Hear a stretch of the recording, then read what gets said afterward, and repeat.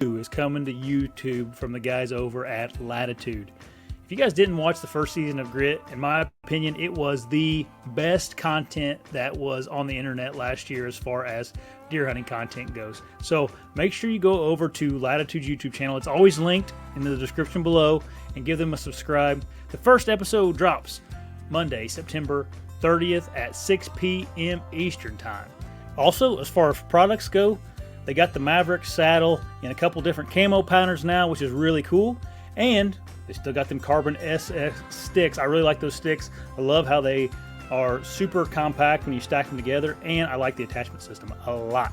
They're also made in the USA. Go over to latitudeoutdoors.com, use the code BTE, save you 15% off.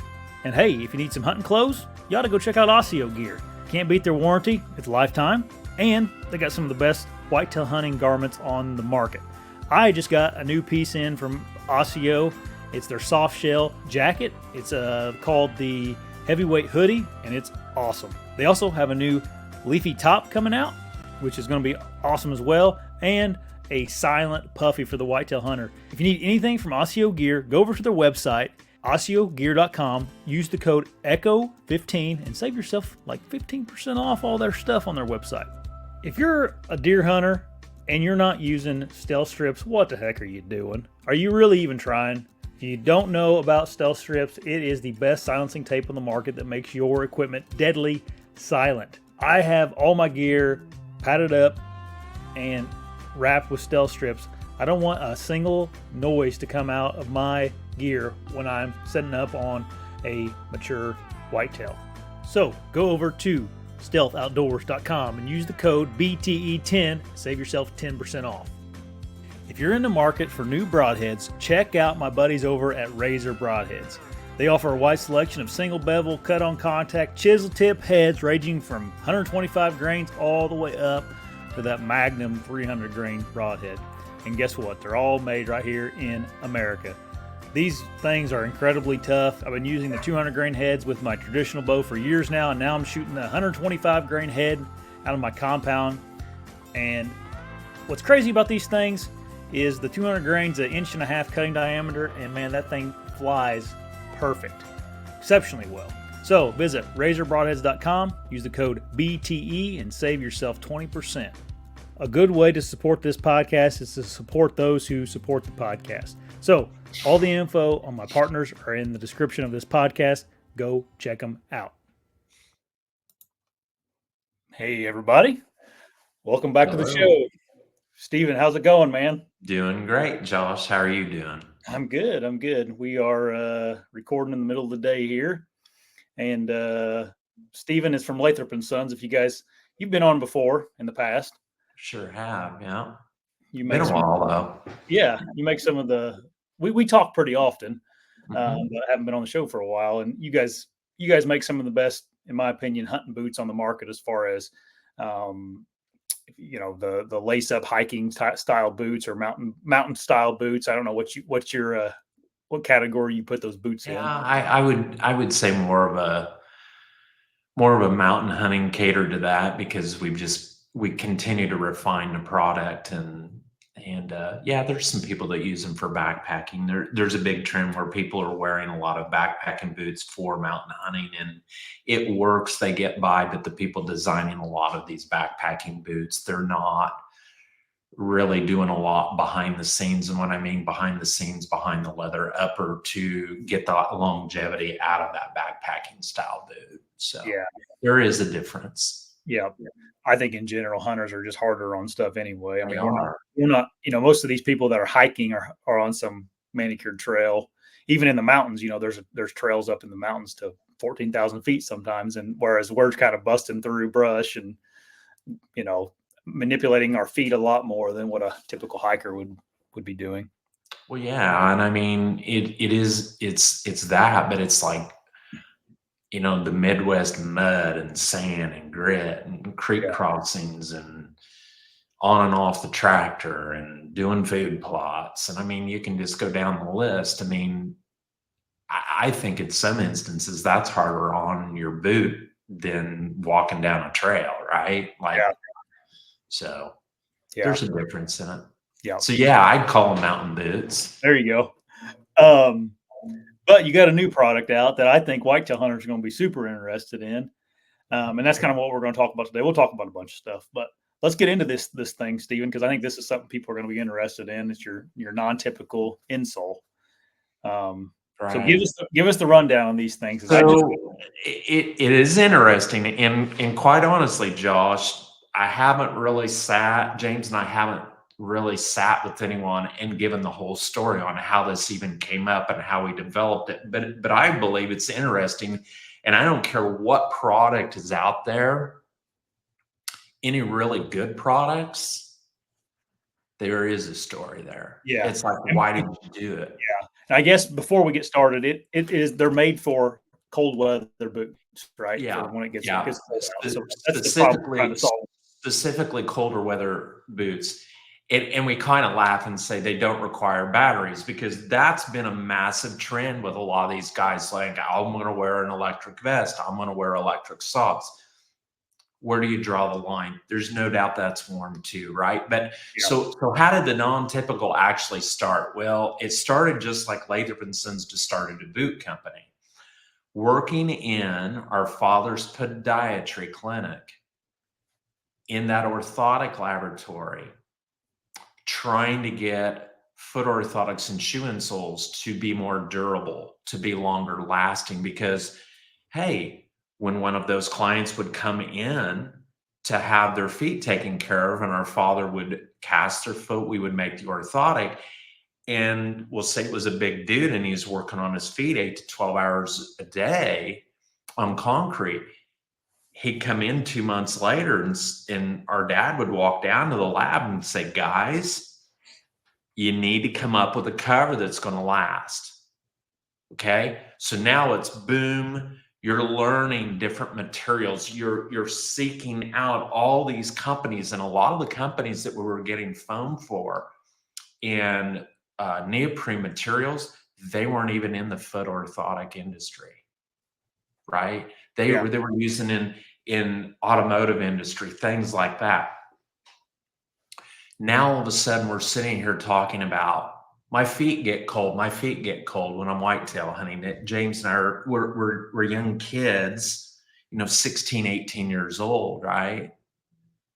And I'm wearing a pair, and I think most of these listeners out there will remember the lacrosse burley boots with the chevron outsole and the separate heel on them. They're olive green with a yellow ring around the top. That's what Oh yeah. lacrosse was there for. Everyone had a set. Every coon hunter in the Midwest wore them, and every farmhand wore a pair of them.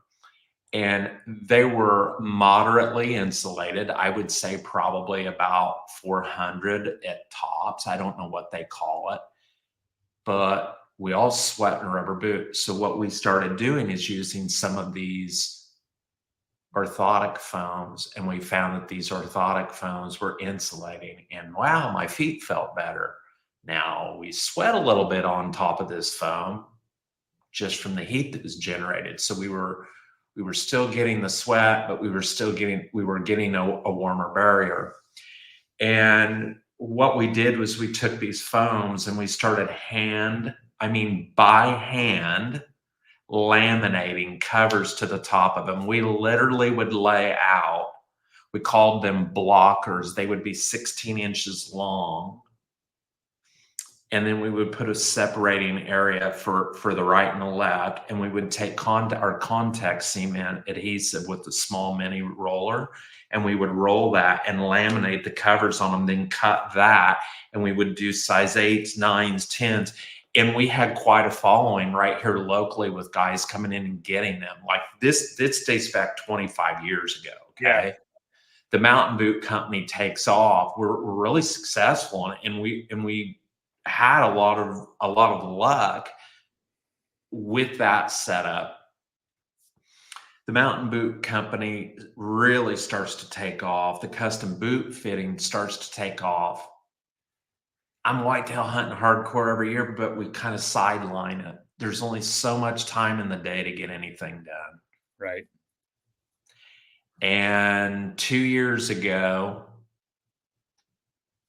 we had a gentleman call on us, and was showing us some different materials and this and that. And we developed a partnership with them. Um, and we came out with something that's way more advanced than what we were doing, but it's really cool. So that non-typical footbed is a foam base, but it's a very resilient foam. And what they've done with that foam is they've blended with this aerogel technology, and you shoot a prime bow. Prime is using aerogel technology mixed in with the resin for their grip on their bow. Yeah. And if you've done much research on it, it creates a really microcellular structure, and air insulates, right? We all know that. Air insulates when it's not compressed. A puffy jacket's a perfect example. When you get the loft of the feather, the down, you trap the air, you get warm. You can literally feel that when it takes place. Well, this aerogel does this on a microcellular structure, so it's resisting compression. So even if the foam compresses some, you're still getting that insulating factor. And I'm sure there's more scientific data that goes into that. Somebody's probably listening to this has sat down and really microanalyzed it. I haven't. I just like the whole idea of having the microcell, because a microcell is going to resist that compression.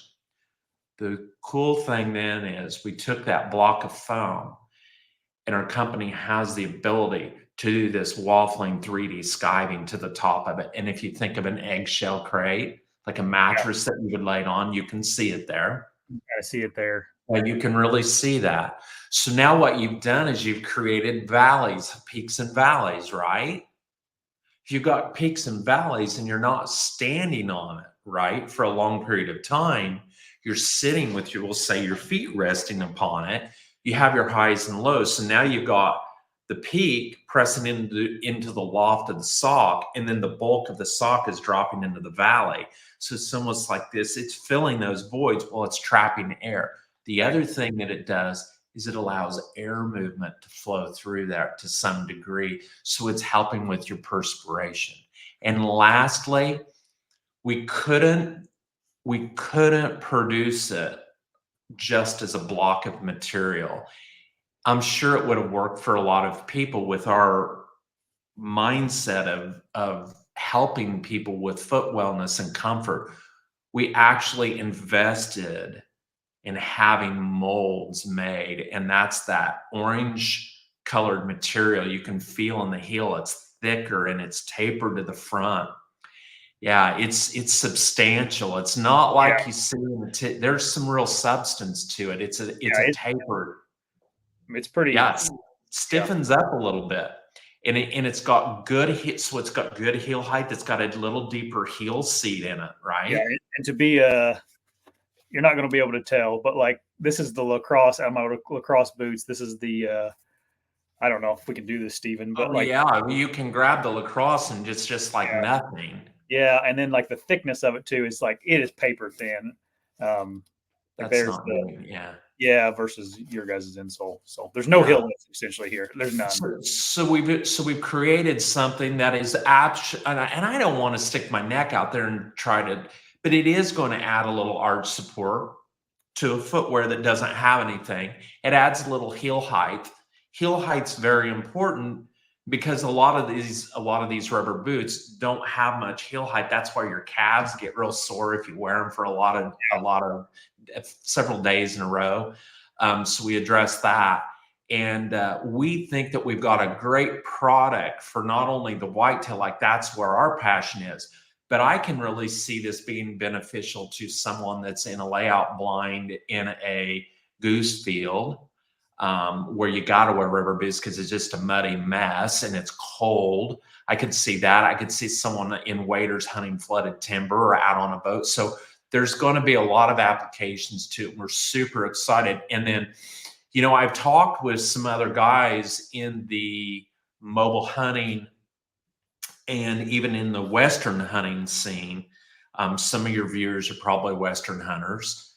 The benefit of being able to use the Synergy gel insole that's primarily used for active hunts where you might be prone to excessive strain, impact, hot spots, and blistering.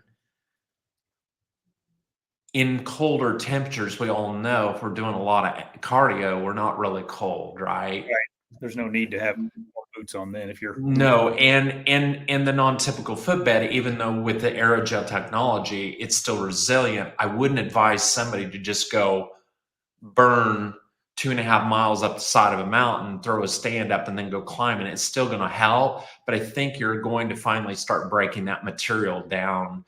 So what I'm telling guys is, say you have an uninsulated leather boot with your Synergy insole. This is your mobile hunting setup. You go in 2 miles or a mile and a half, get to the base of your stand. Okay, I get it. You want to go ahead and get your sticks in, get your stand up. You get up there, your safety harness in, kick your boots off, pull your Synergies out, drop your non-typicals in, then loosely lace that boot. Yeah. Throw your Synergies in a little Ziploc bag, and you're good to go. And you're generating that heat inside that boot, but your non-typicals next to the skin. I think that's going to be a game changer for some of those guys too. Yeah. Yeah, I guarantee your average person though that's mobile hunting isn't walking more than a half a mile every time. If they're telling you they're walking 2.5 miles every time, they're probably telling you stories. Yeah, it seems excessive to me, but Yeah. I mean, I've hunted all over the Midwest mobile hunting, and there's very few places you can get that far in, But either anyway, though, that's still a good option. And what I noticed, these aren't like overly expensive either. These, no, they're really not for what it's doing. It's been a real plus, and we tried to get it like that so that people could do, one for the waders, one for the whitetail boots. Because I mean, I'll be honest with you, I hear people talk about sink considerations and the rest of that stuff. I've personally never gone to the extreme of changing out my insoles from one boot to the other, but I can certainly tell if someone's not using a peak dryer to help combat some of the smell, and a rubber boot stink on the inside after a while. yeah. Mm-hmm. Yeah. You're running a buy one, get one half off right now too, right? Yeah. And they're only $35. It's not like you're Mhm. spending $70 or $100 on insoles. So No, it's, I guess a buddy and another guy can sit and there you fight go. over who's going to get the break, I guess. I'm Oh sure man. that's Yeah. we were laughing about that. One of the guys said, "I guarantee there's guys doing it." I said, "Hell, let them do it. Let's get some guys in them and get them running them." Okay, so we're going to go through like how to keep your feet warm this winter. So Yeah, first thing you'd like to get a pair of these. Your I non-typical. think I think that's number one. Yes. Okay. So what socks do you like, Stephen? Coming from like an expert in this kind of thing. Like these are some heavyweight alpaca wool socks. Mhm. I've not used these yet. I just got them out of the package today, actually. But like, what do you like for a sock, a warm weather sock? So when I'm doing this, number one, this is probably going to catch some guys off guard, but let's start at your skin. Okay. Number one, if you suffer from sweaty feet, let's start there. All I hear people all the time say, my feet sweat a lot. I can't stand insulated boots. They make me sweat. No, you sweat a lot. So starting at the source, because the evaporation of moisture causes you to get chilled, right? And shiver like getting out of a pool. Your feet will get cold. So what you want to do is you want to control that. So an antiperspirant wipe. So that would be, like a towelette or a roll-on antiperspirant. You can get it at the pharmacy. There's aluminum chloride. Aluminum chloride is nothing really scientific. It's been in underarm antiperspirants for decades and decades. Okay. It's a low enough percentage. It really shouldn't hurt you. There are some people allergic to aluminum. They already know that because as soon as they started using deodorant when they were a young kid, they had a little irritation to it. So they use more natural alternatives. So that's number one. You put that on the skin. If you can shut down moisture buildup on the skin, you're not going to compress the sock. So you're going to get more effectiveness out of the sock. Okay. So that's where you start looking at the different fiber materials, because now there are certain fiber materials that are going to work better if you're a serious sweater versus not. Cotton versus merino wool. Okay, that's my analogy. Cotton sock, you sweat it up, it's flat as a pancake, hard as a rock, right? Where a merino wool, if you sweat it up, you're not going to flatten it out as much. Okay, socks. So we're controlling the moisture at the foot. Socks. I tell people for whitetail hunting, colder temperatures, you need to put a sock on that is heavy enough, has enough loft to it. Those are the terry loops. Like if you flip a sock inside out and look at it, you will see the terry loops of that sock. Okay. Yeah, you can almost see it on here. Yep. See the There's the more loops you have, the terry count, the more supportive. And what I mean by the support is when you stand on it, it is like a Berber carpeting that's got all the loops in it. You're on that. It's resisting pack down. Therefore, it is absorbing. It's trapping air and you're not compressing it as much. Now, here's the thing. You have to be careful. You can look at these heavyweight socks, think they feel good, flip them inside out, and the loops themselves are too long and they're too far apart. The farther apart they are, the more likelihood you're not going to trap as much air. You're going to compress the sock. Think of the loops. Think of the loops being springy. So if you put your hand on it and you can spring them, like squeeze them and they bounce back and it's hard to separate them, you're in good luck. You're in good shape there. And but again, I always tell guys, go ahead and put a pretty good sock on because you want that boot to still feel loose. So if you can add more sock to it, that's the way to go. I personally don't wear a liner sock and a big heavy exterior sock in my rubber boots. I just simply don't find that to be super comfortable because a rubber boot doesn't lace down on the foot very well. You get a little shearing between the two socks. It's kind of a loose, slick feeling. yeah. But there's some guys that maybe if they're really sweating a lot, that could be they really need to have that as part of their system in conjunction. Some guys do. On to the boot. Before we go there, Stephen, what Yeah. like go ahead and mention like what brand do you like? Like what brand do you feel like I'm right now the sock that I'm using, and I've used it the past several years, is made by Darn Tough. It is their hunt fish sock. When you flip that thing inside out, I mean, you look at the terry loops. I mean, it's like springy. Like you press on it, it's springy. Like it's dense. and Darn Tough's a great company. I've been dealing with I really like them. And yeah. I've tried a lot of different socks, and I've had a lot of other companies. Now there's some faster drying socks, but you don't get the density. So, that's a whole, a fast drying sock, you got to be thinking, okay, I'm going into the backcountry on an elk hunt. Like we're legitimately staying in here 4 or 5 days in this basin. Really don't want to go back to my truck. You follow what I'm saying? Yeah. But for the whitetail hunter in the Midwest, that'd be a great sock to It would. yeah. And Darn Tough has a lifetime warranty too. So if you do Yes, they wear do. them out, and I've used it actually once. I had a pair that I wore a hole into somehow, and they didn't even ask a question. They just sent me a thing for a new pair, and I ordered it, and I life went had on. people tell me they've done that. I Yeah. have. So okay, now on to the boot. Sorry, I wanted to get it. I want to get it a product out to the people if they wanted to buy something. I'm sorry. Yeah. The boot. Go on to the boot now. Okay. The boot that I would be using, I've used this successfully. Now listen to me. I'm not gonna sit here and push one guy one way towards a boot, okay? Yeah. Because I'm telling you right now, Josh, there are probably, I mean, everyone's making a rubber boot nowadays, all right? There's a lot of these places making rubber boots now. The boot that I have been using for the last, I'm going to say 2 seasons, maybe 3 seasons. It is made by Lacrosse. It is their 7mm neoprene.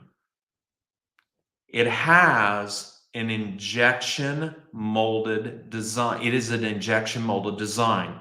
The foot portion of the boot, actually, they take a boot last. A boot last, for anyone that doesn't know, a boot last is a plastic model of the foot. Mm-hmm. They have this 7mm thick neoprene knee high with a footy. I got them Yep. right. So imagine that. Then they have a shell. And if you turn that boot around, do you see, look at the toe. Do you see where there's a seam down that? Yep.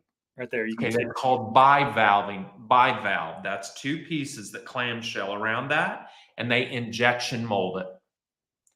Now, if you feel that material on that boot, it doesn't have that rubberized, like, it's almost like a croc material. You know what a Yeah. foam Oh yeah, croc yeah. is? That's the first thing that came to mind. Now, I'm going to tell you something right now. You already know this. I personally, if I put a pair of Crocs on my feet, even with the ventilation holes, my feet get hot in those things. Oh yeah, they do. They're hot. Okay, so this is what I've fallen into. I don't believe that's in a conventional rubber. I believe that is like a cross link between a rubber and like a croc material that's injection molded over 7mm. And that right there, in conjunction with that non-tip, this footbed right here has been in use and been tested for 2 years. Okay, 2 years before we started selling this. Illinois winter. Yes, and I go to the very end, and that boot has had that or a variant of that inside of it. Now, I'm not going to sit here and tell you that my feet don't get cold, because they do.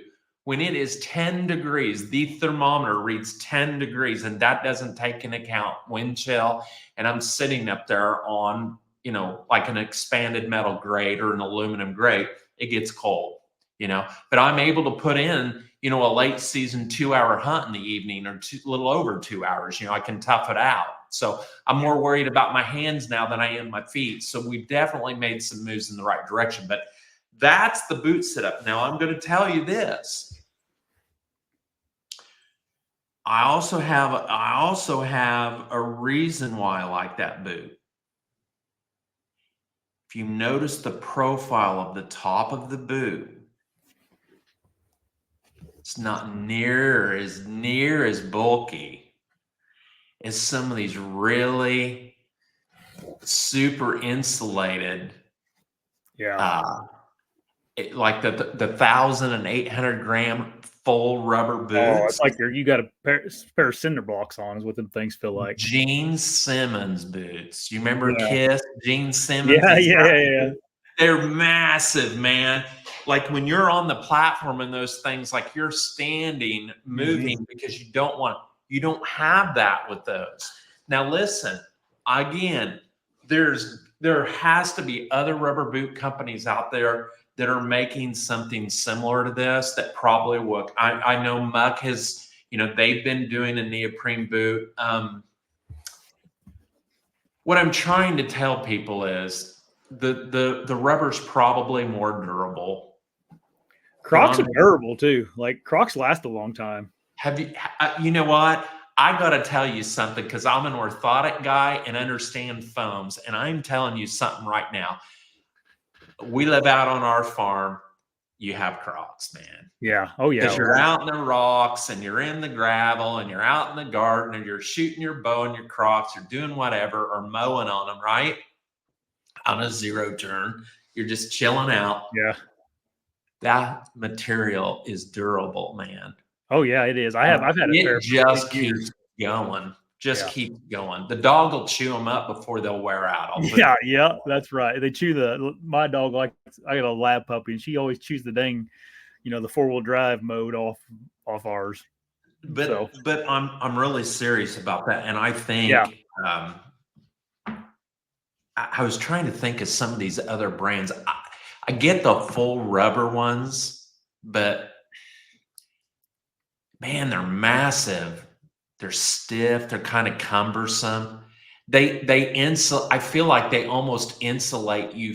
And when I mean that term insulate, insulate you from what you're feeling when you're climbing. You know Yeah. what I mean? Yeah.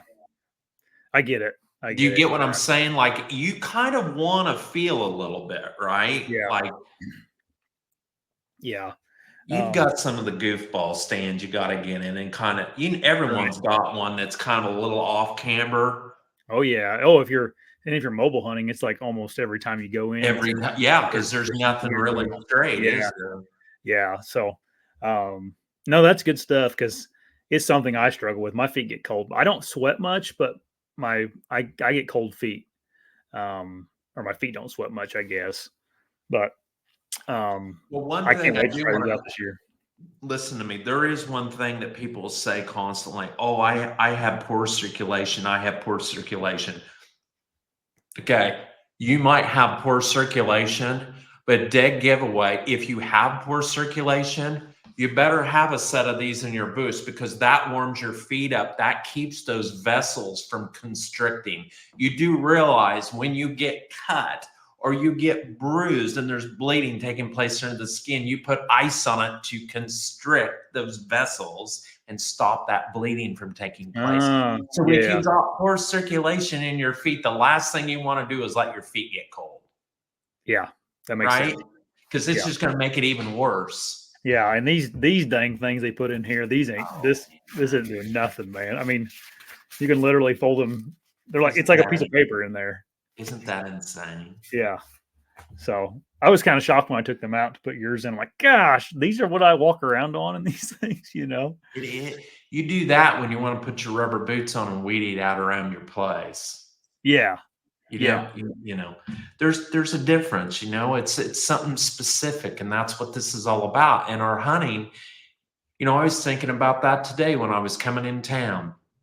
Leaves are really starting to change. The temperatures getting down into the mid 40s at night. And, people will ask me, well, are you getting out and going hunting this weekend? And I'm like, in my head, that's how a lot of people see some people see the hunting. They think Yeah. of the 3-day gun season in Illinois, and that's great.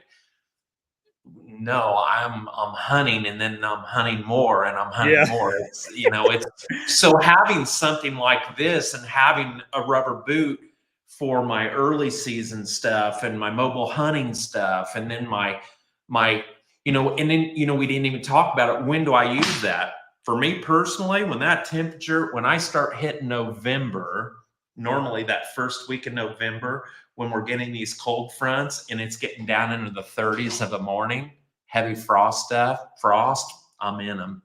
Yeah. I'm wearing them because I want to sit up there comfortable.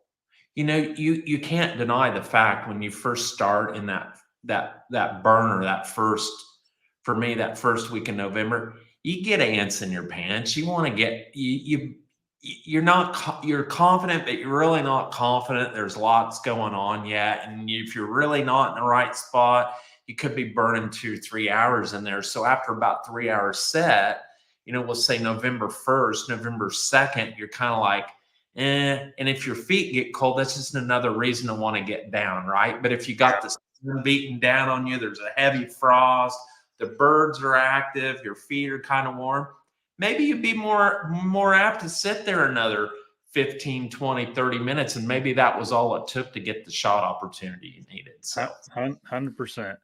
That's what I've said this a bunch on this podcast, but like Andy May, who's regarded as one of the best whitetail hunters in the country right now, he's like, man, if you can do anything to make yourself 1% better, it's like, yeah.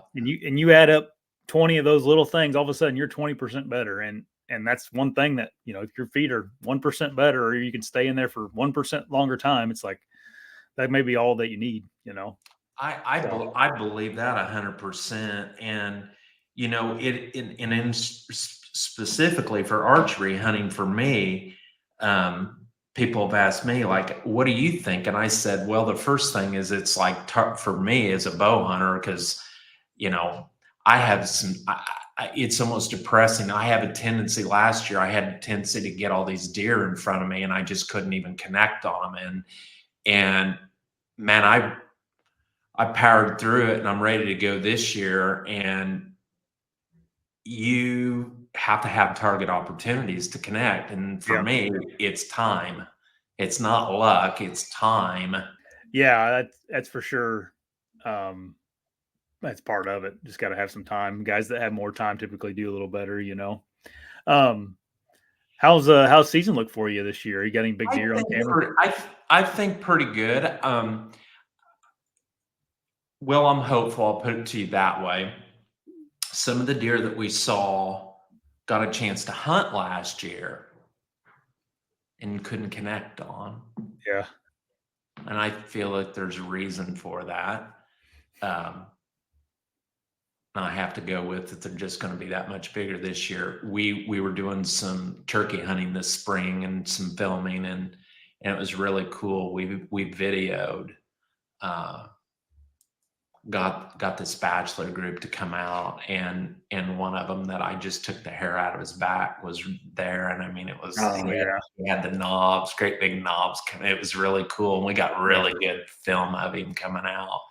And but we've really had a drought here. Like I don't, you guys might have got the same thing. Like yeah. We did during the summer here. It's been okay now, but did you guys have EHD at all? God, I'm hopeful not. I Yeah, haven't heard anybody really talking about it. Normally, I will hear because I know a lot of the guys locally that farm. I'll hear them kind of talking about yeah, finding them in a bean field or something. I really haven't seen that. But it doesn't surprise me too much that I'm not picking up too many because there were so many bean fields around my house this year and even out on some of the other properties that we hunt.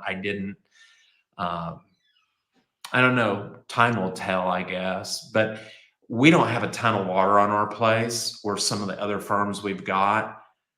So, man, as dry as it was, I yeah, think it kind of moved a little closer to some hubs that had some water and some food. yeah. Um, are you shooting better this year? We had a conversation last year. We talked about Mm. doing it on the podcast, but like, It I was think you did. tough. Yeah, It was tough, dude. You can appreciate it. I know you can because you yeah, shoot a lot.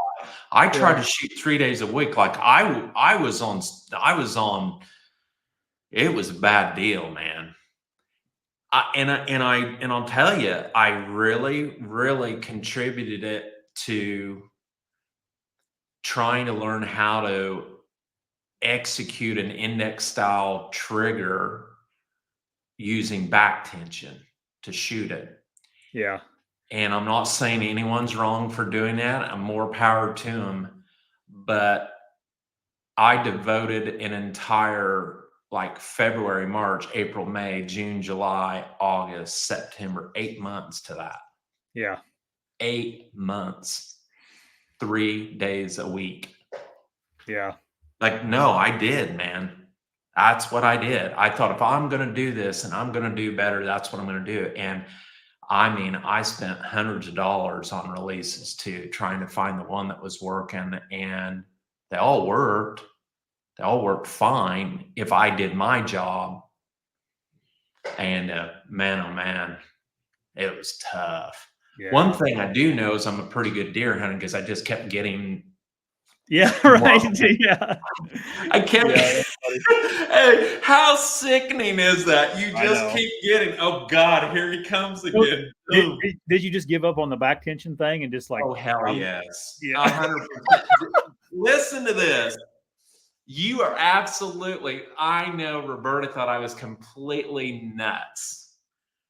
I called a good friend of mine up and I said, dude, I've got to come clean with you on something. He said, what? And I said, you know that big buck? Yeah.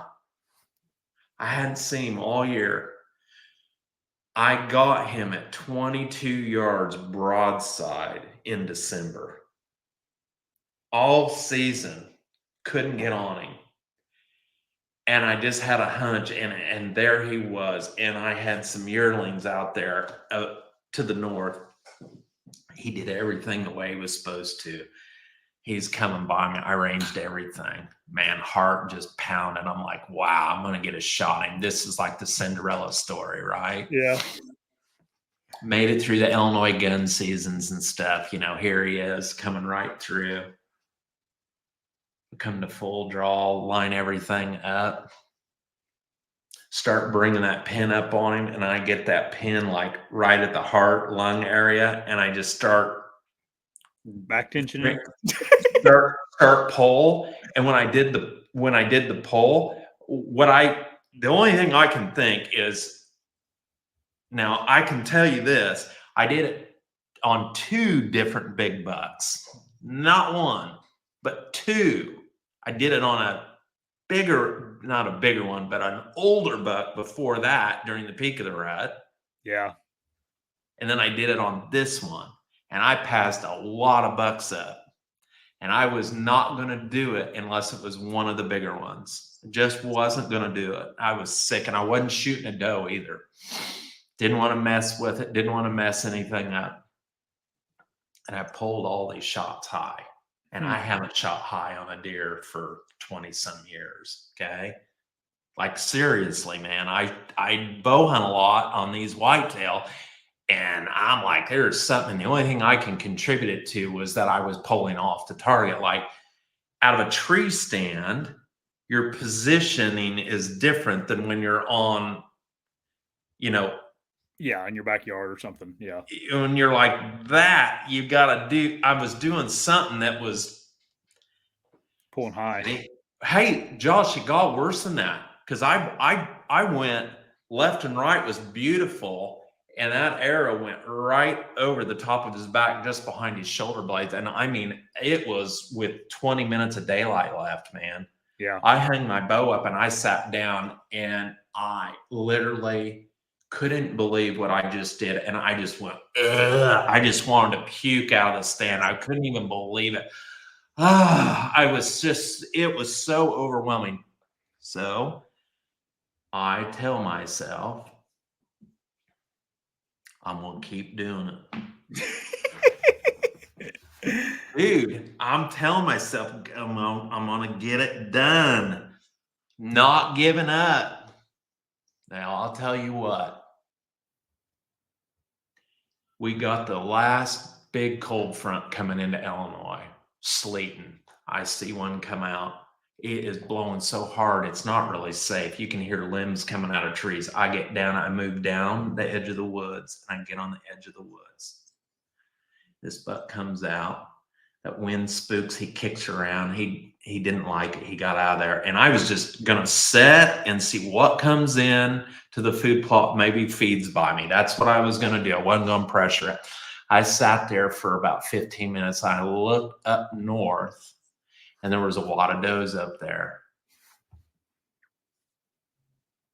And that buck I shot over is standing there feeding with his head down. And the wind is blowing in my face, and it's sleeting. Okay. And I see another buck. And another buck. And it's my bachelor group. The bucks that I've been looking for, right? They're all together. Late season pattern. I drop down into a ditch, creek bottom. I fall, and I start crawling up through this stuff. Now, mind you, we've got like 7 days of the season left. Yeah. I literally get to the edge of this woods, and I've got 3.5. Now, I haven't killed a buck. I haven't killed anything. I'm stubborn. I'm on the edge of this, man. And I got a 3.5 feeding right there at 30 yards. I range him several times. He has no idea because the wind's just blowing. He can't see anything. Yeah. Long story short, the buck that I miss, there was a gust of wind that came in, and it hit just whoom into the trees, and it caused them all to kind of scatter. Like they were like, what was that? And they start going by me, and they're not running. They're just kind of walking. And I'm looking at him, and I'm like, what are you doing? Like, he's 40 yards. Like, you shoot all the time, 40 yards. You've been practicing shoot. I take one little micro step, range it 40 yards. He's going to walk right in. I come to full draw on the ground, standing there. He must have seen me because he comes to a stop. I've got the pin right there. I start bringing that pin up. I'm like, right there. Back tension, baby. Doom. Watching the arrow go the whole way. And I'm like, drilled him. Takes off running into the CRP. The other two bucks go the other direction. I go, I got him. James was hunting that night. Dude, turn around. I think I just killed that buck I missed. Are you serious? I said, I'm dead serious. And I did it off the ground. He goes, that's awesome. Howling, cold, windy. I go to right where I was standing and I said, just walk out there 40 yards. He walks out there. He's looking. He's like, man, I'm not finding anything, but I see some big tracks. And I'm like, yep, stand right there. That's where any arrow. No, nothing. Ah, good deal, man. I go walking out there, man, 40 yards. I get right to the right of where James is, about 5 feet, and flip my mag light on the ground. And there is a pile of hair like you just shaved him. Oh, I took that freaking hair right out of his back at his last rib at 40 yards. That was 3 of them. man. And one of them twice. Yeah. I must be doing something right other than I can't shoot worth a crap. But what do I do then? I go to my attached garage. I put all my crap on. I roll my block target up to this. I got a 4 foot tall block target. I put it 5 feet from my stair steps in my door. And I'm talking to this buddy about it. And he goes, man, I know what you're dealing with. Put your back tension into that to where you know you got it drawn back. Yeah. Put your finger on the trigger and squeeze the trigger. And I'm sitting there like, man, I don't know about that. And I'm like, I'm doing it. I rolled the target out there. I put my bibs on, put my fingerless glove on, release on. And I'd stand there. And it was so odd to wrap your finger around it and actually squeeze it because you've been so used to doing that. Yeah. I shot that way about 10, 15 times. And I did that for 2 to 3 evenings before I would go and hunt, just try and reprogram the old index finger because now you've told yourself it's a no-no. And it was like the last 2 days of the season or something like that. I had a 90-pound yearling doe come out there and it was 25 yards. And I put the pin, I was like looking through the peak, wow, that pin is just like really just sitting there. And I put my finger on the trigger, went dunk, and it was perfect. And it was done. And I was like, yeah. And I've talked to a lot of guys, you can probably experience this too. When you're like really, really into something, like it's nice to share that kind of stuff with people because people that really aren't into it, they don't even care. Yeah. I missed. Well, I think when we're super passionate about things too, like we overthink things too. And, there's all these courses you can take and training devices. And it's like, man, sometimes just simplicity goes a long way, Well, I'm telling you right now, I shot last night. Lane and I were shooting at the house last night. I'm just squeezing, man. I'm sure it works for somebody, and I'm not saying it's not good, and maybe I was doing it wrong. And I will say something else, Josh. That shooting style actually really caused me horrible tendonitis, like in the back of my shoulder. It really, it really did. I may not have had my draw length right, something. I'm sure a professional archer could sit with me and totally manipulate me to make me a pro or something. Have you thought about picking up your trad bow anymore? Yep, I have. Yeah. Oh, you have been? Oh, yeah, I've shot some. And, a lot of guys don't realize it that James and I, did that for about 15 years. We're just either recurve or our longbow shooters. Right now I'm shooting one of these. It's a one piece. It's made by Black Widow. It's called a PTF. Yeah. I don't know what it is about it. I have a couple of their takedowns, but I really enjoy that. It feels really good. It's a recurve? Yeah, but it's a one piece. It's made by Black Widow. Those guys really do a beautiful job. I've just that's what I always shot. I know there's a bunch of great bows out there. That's Oh just yeah, there's back so in many 19 bows. no, I'll date it. 1996 is when I hung a compound bow up and I picked a stick bow up. And I got a hold of them, and Ken Beck picked up the phone. He was the founder of Black Widow Bows, and he said, "Well, you just missed us. We were at Cloverdale. You come over." I ordered a SA model, Yep. 58 inch, 60, 56 pounds at 28. I'll tell you what, right now, dude, these bows, my cherry weight for this stuff is around 47 pounds now. That Oh yeah, feels that's really good. yeah, I don't know how I was ever shooting those, man. 56, 60 pound. God, yeah, I picked that up now and I'm like, that is feel terrible. yeah. Um, Man, one of the best bows I've ever shot. I had a PSA, a Black Widow PSA. It was a Yeah. 60 inches. It was 50 pounds. And I love That's that what I thing. got. I to this day, I've got two of the I PSAs. regret selling that thing. I don't know why I sold I that thing. have two PSAs, and both of them I got with their carbon limbs on it. I got a set of 50-pound carbon limbs, and I got a set of 45-pound carbon limbs.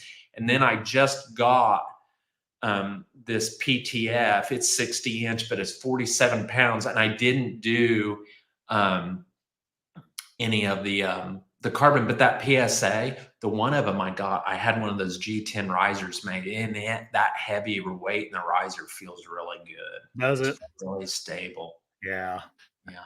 Yeah. I'd like to get another. I'd like to order one, but right now it's just I don't know. They're like $1,300 or so Oh to yeah. it's It's expensive. like Bill. It's like having a custom set of Lathrop and Sons boots done now. You Yeah. know. Yep. I'm hunting with an ILF rig this year. I got a I just got it all set up and ready, kind of comfortable with it now. But the Three Rivers, it's like a 19-inch riser, I and know then what you're talking about. yeah, and I got some Uka limbs for it, and it shoots really Which good, man. which set of limbs did you get for it? It's the Uka Atelius. I don't know. Mm. I can't remember. I really looked at that stuff a lot. I really was look, man, when you're going through that struggle like that, you're like, why am I doing this to Yeah, myself? I Like, know. I remember some of the biggest whitetails. Well, the one behind me here killed with a longbow. I mean, a lot of these big whitetails I shot with a stick bow. It's like, why am I even doing this to myself? Like, you know, let's just hunt them down and get them within 20, 25 yards or Yeah, closer and just stick them with a recurve and just be done with it, you yeah. know, You don't have to and worry quit. about, or yeah, your release and your. I mean, all your sights and your rest and everything. I know, man. There's a lot to be said about the simplicity of a traditional bow. That PTF, I got it up here on the computer. It's a good looking bow. It's really the weight of it. You're cutting some of the wet mass weight off of it. Yeah, You yeah. got a You're not gonna forward, you have a forward facing handle just like all of them. But dude, there's just something about that that's not the first one I've had. They years and years and years ago, they sent me one as a test driver. Oh, And cool. I loved it so much I just darn near bought it. And then I was poking around, God, I don't know how long ago, but I found one that a guy was selling. It was like on the leather wall. You Yeah, remember the yeah. leather wall? I don't Oh even know if yeah. these okay. The leather wall. This guy was selling it, and and I'd love to have this bow back if I could ever find it, but I doubt I will. It was a 60-inch, 50 pounds at 28, and it was built. And then it was when Black Widow was building bows, putting a finish on them. I think this is how they do it. They put a finish on them, then they sent them off and got them camo dipped. Yeah. Then they put a finish over it. Hmm. So it was a PTF one piece, but it was dipped in this Mossio breakup camo, and then they did that spider web finish on it, which if you don't know what I'm talking about, it's like a real parkerized textured beaded finish on it. Huh. God, this bow was freaking cool, man. Yeah, that does sound cool. Yeah, that sounds like something. That was the last recurve that I bought before. Um, yeah. It's good to have them back. Now I'm to the point that it's kind of like, I don't know, maybe I'm hitting a part of my life. Like I just kind of like, this is what I'm passionate about. I like having them to shoot and play and arrows, and I know they're fun to mess with. they really are, man. It's addicting to just have them and tune them and shoot them, and it's yeah, I agree with you there. You know what I've noticed too on these recurves, and a lot of people don't get it. I hear all these people, and I'll ask your opinion. I hear all these people about running these brace heights on their bows. Yeah. They tell me where they're putting their brace height, and I've always thought it seemed really high on the high side. And maybe it's just me. I always feel like the higher that brace height was, it didn't feel like, to me, the bow drew as, the draw didn't feel as smooth to me. Mm-hmm. And I do understand that there's a limit, like you don't want it so low you're getting noise out of that, but I always seem to shoot a lower brace height on all these bows. No, I won't say it's below their specs, but Right. like my Black Widow, I was shooting it around 8 1/4, 8 3/8. Like it felt like it drew smoother. You I definitely think get more performance out of them at lower. and maybe it was because there wasn't as much preload in the limbs, so when you're starting that draw, it's not as distracting to you. Yeah. I Yeah. like something that's really, really mellow and then really gradual, Yeah. I'll Have take you the have you always shot Black Widow then for the most part? No, I shot Oh, some bows too. okay. More hybrid.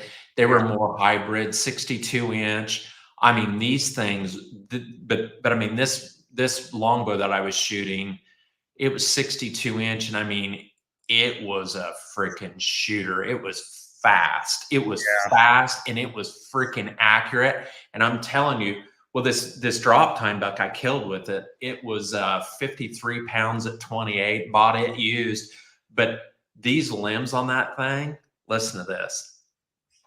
They were freaking whippy. Were they? Listen, you could grab the riser in your hand, grab the string, and go like that. You could make limbs do that. Oh, this thing, you drew it back. What brand was it? What was it? Huh? What It was was it? it was made by Morrison. It was called a Cougar. Okay. It was Cougar. It was a Cougar. It was before a bow called a Dakota. It was Okay. a Cougar. And it was accurate. It was very accurate. I shot that bow really, really well. Now I want to go shoot my bow now. They're fun, man. Oh, I That's what it's know. all Yeah. about. Well, I'll tell you now what we have now with all these carbon arrows and all these components and like Oh, Easton, broadheads. Yeah. like they're all coming out like on even on Lane stuff now. He's shooting a 70-pound.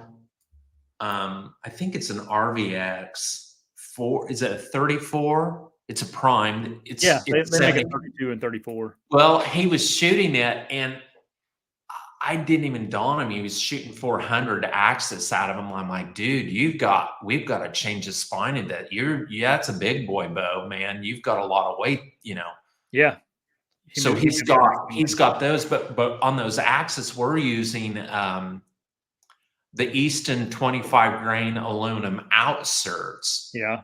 Dude, they didn't have any of that stuff when I was shooting those. They didn't have those outserts for any of these. There is so much stuff available now to build some really cool arrows now.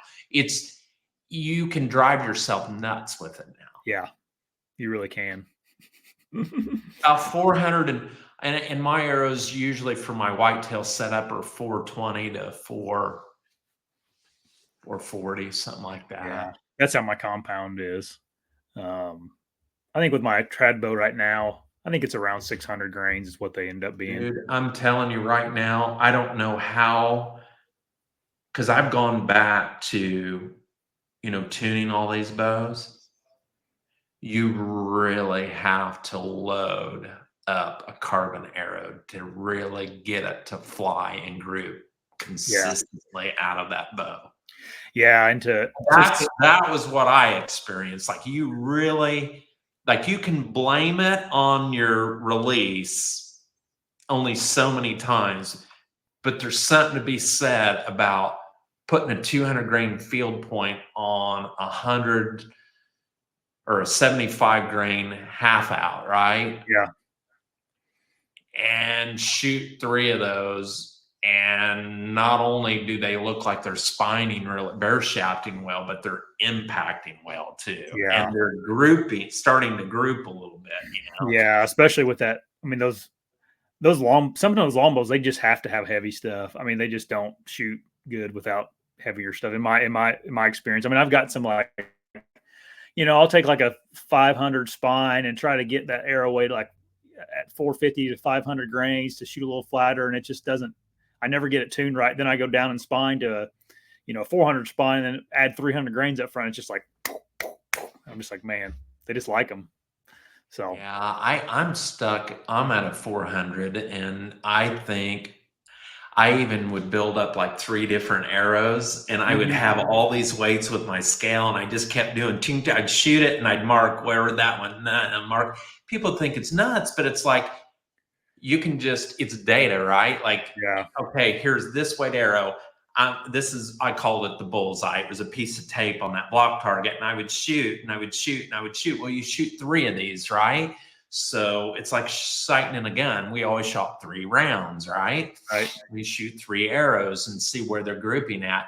And what my stuff was showing is those heavier, I mean, not 250, but I think it was like a 75 grain, 60 or so. I found some 60s from a place, and they were made by this company called Top Hat.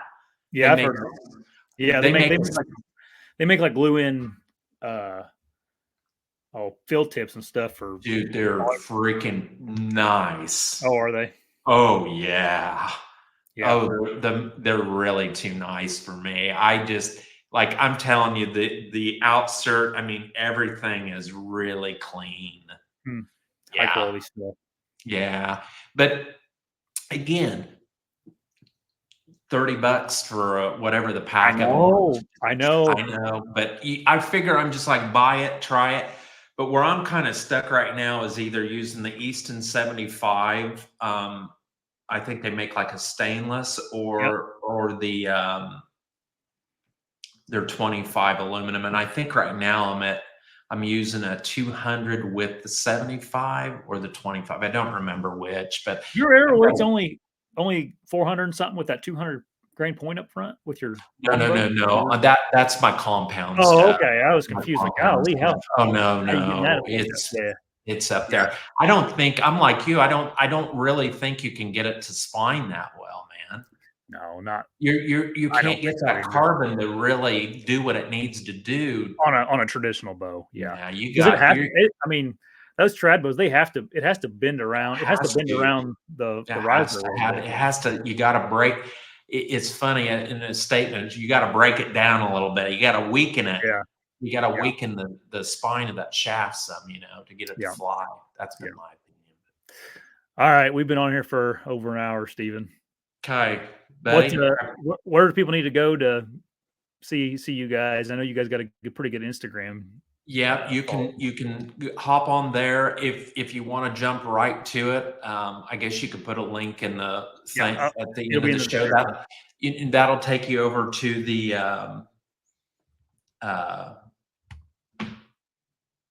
website. We can get a link to the non-typical stuff. That way they can get right to it. Yep, that'll be perfect. I'll put that on there. And thanks for hopping on and talking deer hunting. And look, hey, and the other thing, James and I will do for your viewers, if you want to add a link in there, we can do like a 10% code for something like that to help those guys out too if they want to do something like that. Okay, perfect. Yeah, we'll do that. We'll get that set up here when we get off, and then